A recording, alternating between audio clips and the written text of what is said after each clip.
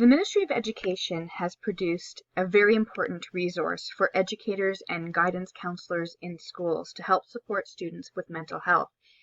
This website is called the School Mental Health Ontario, and I wanted to take you through a little bit of the information that is provided within it to show you all the tools and resources that you have access to support you in the classroom and to support your students and improving the mental health and wellness of students and staff. So this website is a really interactive website with a ton of resources. So I'm going to focus on the educators, but you can see here that there are resources and information available to all groups of people within a school environment to help support our students and our communities. So let's focus on the educator piece. So that you know the tools that are available to you as educators to help with this. So in the educator piece, obviously, it gives us kind of the high level, and we know that mental health, if we don't have, if students do not feel healthy mentally, they're not going to be ready to learn in your classroom or be able to make important decisions in terms of their future. So we want to make sure that as educators, we are facilitating a strong classroom environment that promotes a healthy mental wellness. And so it talks here, we've got some resources here, your role, learn more, and take action. So we're going to briefly go through each of them to show you some of the resources here. And we know that students come to our classroom with all kinds of different issues and behavior and all kinds of baggage that they bring. And so how can educators support mental health, student mental health in the classroom? And so this program here provides some online courses to explore some topics and some take action steps that you can apply into your classroom right away. And it also provides resources so that you can support students. So this website and mental health, we look at, they organize it in 3 tiers. So the first tier means that this is good information for all students, and all students need to have this environment in the classroom. All educators need to implement tier 1. And then we also know that there are some students who require more support and need to build more resilience. And so this is the tier 2, and this is necessary for some of our students. And then we know some students really struggle with very specific mental health concerns. And so we want to make sure that because we, as educators, are not necessarily trained in dealing with very specific mental health issues, that we connect students to the resources and to a network of support to make sure that they are getting the support they need to be successful in school and in life.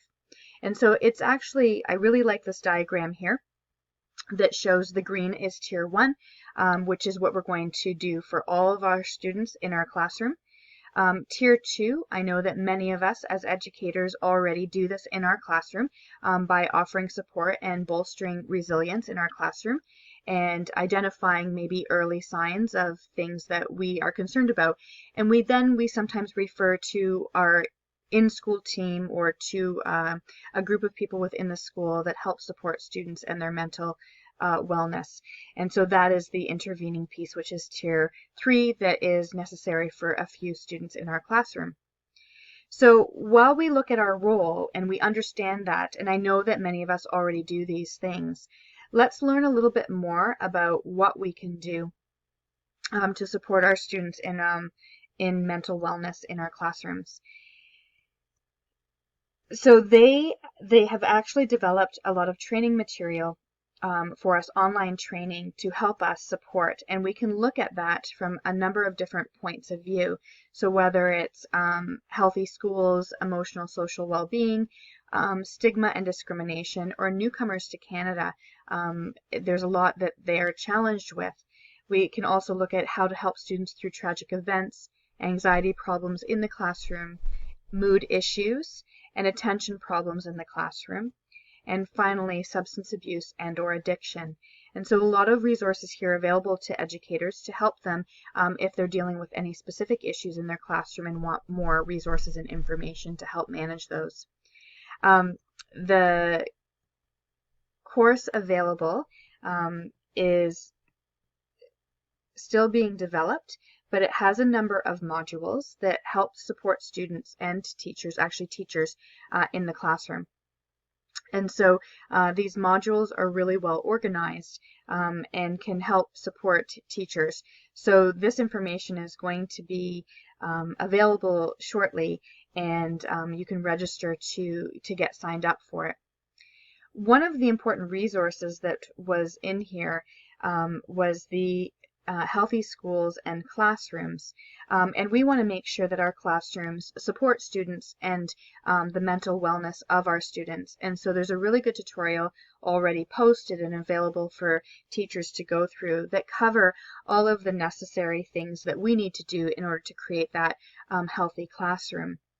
And there's this wonderful reflection tool that is right here that I've already pulled up, which is provides us basically the overview of the three-tiered approach. And then there's a checklist provided.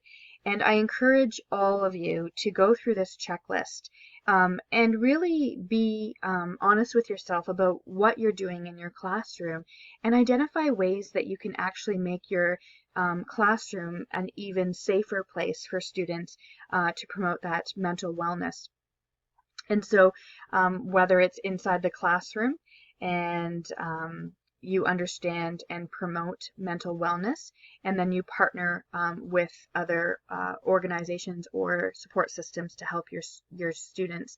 So go through this checklist. I think it'll be really eye-opening for you to really think about what you do in your classroom that makes it a good mental wellness space, and what things you maybe can add to your classroom environment.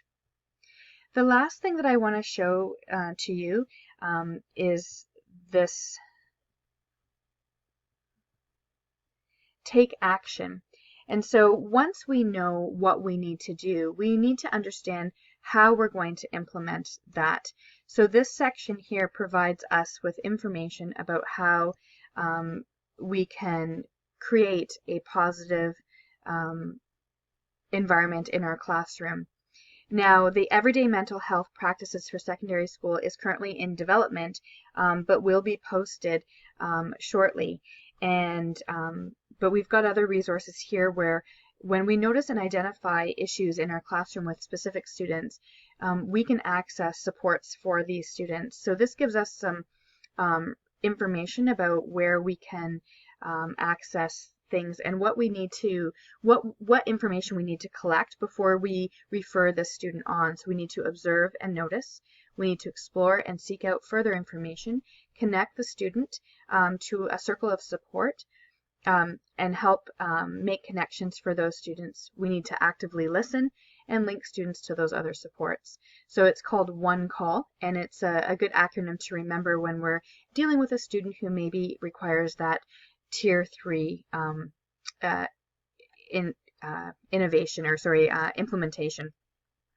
There's also some other resources here available to teachers and guidance professionals to help you in dealing with students and parents about mental health concerns, because obviously having that difficult conversation with parents that there is a concern, it's important that that's done in a intentional way that provides the supports needing for both the students and for the parents. And so it gives some resources for that as well. I was really impressed with this website when I first went onto it, and I think that you're going to find a lot of wonderful resources to help you making your classroom a positive environment for your students. So I'm going to let you now spend the next 30 to 45 minutes going through this website and exploring some of the tools and looking at some of the resources available to you.